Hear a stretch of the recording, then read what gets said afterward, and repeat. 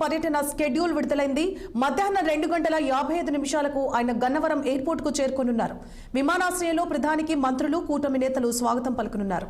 అక్కడి నుంచి హెలికాప్టర్ ద్వారా మధ్యాహ్నం 3:15 వెలగపూడి సచివాలయం వద్ద ఉన్న హెలిప్యాడ్ కు చేరుకుంటారు. ఇక హెలిప్యాడ్ వద్ద మోదీకి ముఖ్యమంత్రి చంద్రబాబు, డిప్యూటీ సీఎం పవన్ కళ్యాణ్ ఘన స్వాగతం పలుకనున్నారు. మధ్యాహ్నం 3:30 సభాస్థలికి చేరుకోనున్నారు. అమరావతి పనుల పునఃప్రారంభ కార్యక్రమంలో పాల్గొంటారు. పలు ప్రాజెక్టులకు శంకుస్థాపనలు, ప్రారంభోత్సవాలు చేయనున్నారు. 1:15 పాటు ఆయన సభలో పాల్గొంటారు. అనంతరం 4:55 ప్రధాని మోదీ తిరిగి గన్నవరం ఎయిర్పోర్ట్ కు చేరుకొని అక్కడి నుంచి ఢిల్లీకి బయలుదేరి వెళ్తారు.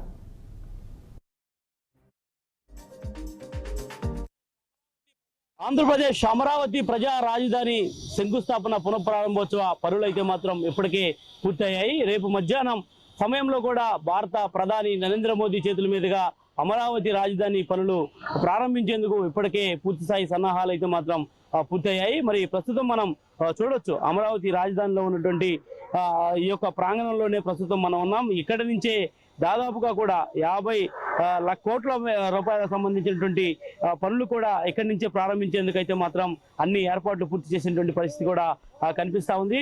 రేపు మధ్యాహ్నం మొదటిగా ఈ ఫైలాన్ని మనం చూస్తున్నటువంటి ఈ ఫైలాన్ని కూడా ప్రధానమంత్రి చేతుల మీదుగా ప్రారంభించబోతా ఉన్నారు.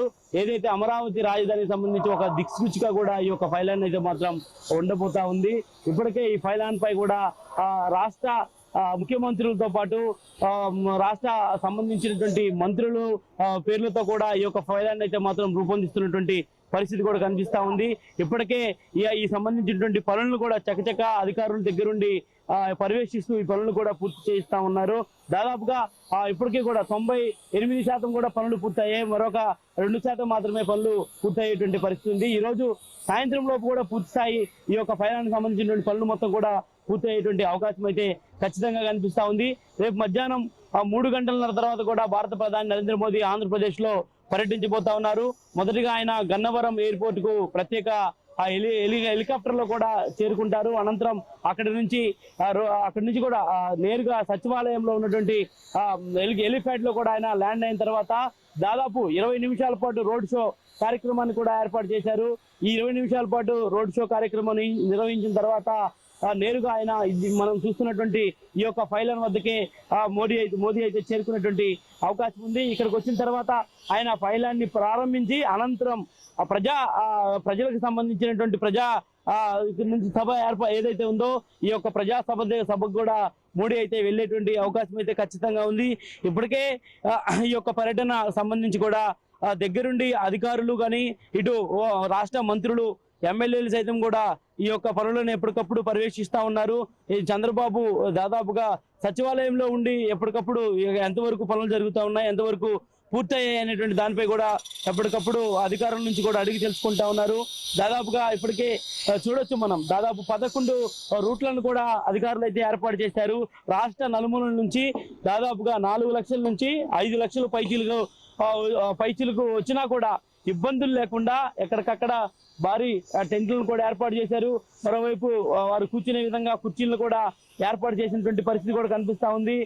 ఎటు చూసినా కూడా ఒక జనసంద్రంగా కనిపించేటువంటి నేపథ్యంలో ఇక్కడ ఏర్పాట్ల విషయంలో అయితే మాత్రం ఎక్కడ అధికారులు తగ్గేదే లేదు అనే విధంగా కూడా అన్ని ఏర్పాట్లు పూర్తి చేసినటువంటి పరిస్థితి అయితే మాత్రం కనిపించింది. దాదాపుగా నరేంద్ర మోదీ ఏదైతే డయాస్ కు సంబంధించి కూడా నరేంద్ర మోదీతో పాటు మరొక 14 మంది మాత్రమే డయాస్ మీద కూర్చునే విధంగా కూడా అధికారులు అయితే మాత్రం ఒక కీలక నిర్ణయం తీసుకున్నారు.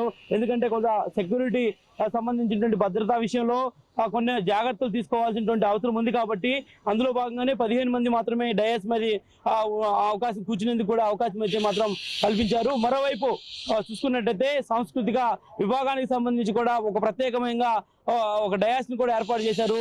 మరోపక్క ఎమ్మెల్యేలు అందరూ కూర్చునే విధంగా ఒక డయాస్ ని కూడా ఏర్పాటు చేశారు. మొత్తం 3 డయాస్లను కూడా ఏర్పాటు చేసి ఇటు ఎమ్మెల్యేలతో పాటు ఇటు రాష్ట్ర మంత్రివర్గం, అదేవిధంగా ప్రధానంగా చూసుకున్నట్టయితే ప్రధాన వేదికపై కూడా ప్రధాని నరేంద్ర మోదీతో పాటు రాష్ట్ర ముఖ్యమంత్రి చంద్రబాబు, అదేవిధంగా డిప్యూటీ సీఎం పవన్ కళ్యాణ్ తో పాటు పలువురు కేంద్ర మంత్రులు మాత్రమే ఉండేటువంటి అవకాశం అయితే మాత్రం ఉంది. ఏది ఏమైనా కూడా రేపు జరగబోతున్నటువంటి ఈ యొక్క శుభ పరిణామానికి సంబంధించి కూడా యావత్ ప్రజలందరూ ఈ యొక్క సభ ప్రాంగణానికి విచ్చేసి ఈ యొక్క అమరావతి రాజధానికి సంబంధించినటువంటి పనులు తిరిగి మరలా శంకుస్థాపన చేసే విధంగా కూడా ప్రతి ఒక్కరూ సహాయ సహకారాలు అందించాలని మంత్రివర్గం కూడా కోరుకుంటా ఉంది. ఏదేమైనా నరేంద్ర మోదీ ఆంధ్రప్రదేశ్ ముఖ్యమంత్రి నారా చంద్రబాబు నాయుడు వేస్తున్నటువంటి వికాసం వైపు ప్రతి ఒక్కరు కూడా అడుగులు ముందుకు వేసి కదలాలని చెప్పి కూడా 6 టీవీ మనసారా కోరుకుంటా ఉంది. కెమెరా పర్సన్ పవన్తో పవన్ నాయుడు, 6 టీవీ, అమరావతి.